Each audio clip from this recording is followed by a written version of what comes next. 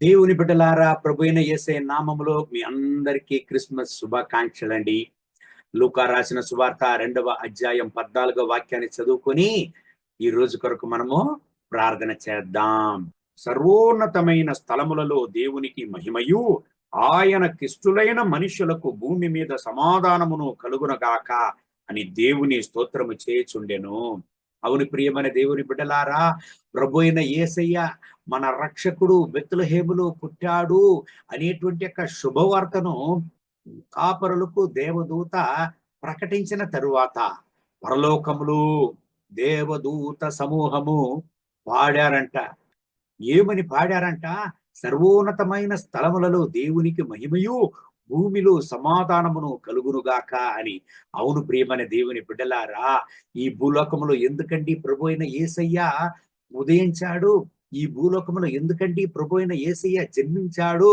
మానవ జాతికి సమాధానాన్ని కలిగించడానికి, సమాధానాన్ని ఇవ్వడానికి ఈ భూమికి ఆయన వచ్చాడు. యేషయ ప్రవక్త గ్రంథం 9వ అధ్యాయం 6వ వాక్యం చెప్తుంది చూడండి. సమాధాన ప్రభువుగా ఈ భూలోకములో ఆయన పుట్టాడంట. అవును ప్రియమైన దేవుని బిడ్డలారా, ఒక ప్రశ్న మిమ్మల్ని అడుగుతున్నాను. మీ జీవితంలో సమాధానంగా మీరు ఉంటున్నారా? మీ కుటుంబంలో ఆ దేవుని సమాధానం ఉంటున్నదా? ఒక విషయాన్ని గుర్తు చేసుకోండి. జీవితం అనేదే అనేక సవాళ్లు కలిగినది. ఏ పరిస్థితులు వచ్చినా చోలిపోవద్దండి. దేవునిలో దృఢంగా నిలవండి. ప్రతి ఒక్క పరిస్థితులను ఆశీర్వాదంగా మార్చి తన యొక్క బిడ్డలను ఆశీర్వదించే దేవుడుగా ఆయన ఉంటున్నాడు.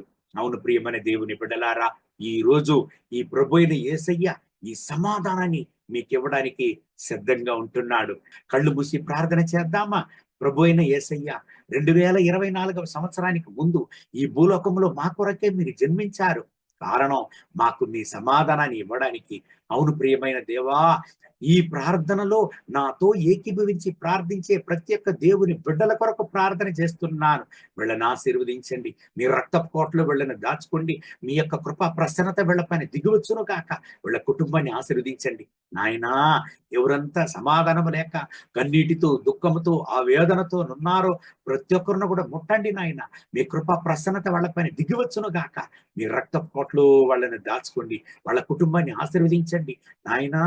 వాళ్ళ యొక్క వేదనలను తొలగించి ఈ క్రిస్మస్ రోజులు మీ సమాధానముతో వాళ్ళను నింపండి నాయన. సంతోషముతో ఈ క్రిస్మస్ రోజును నాయనా సెలబ్రేట్ చేయడానికి మీ బిడ్డలకు సహాయం చేయండి.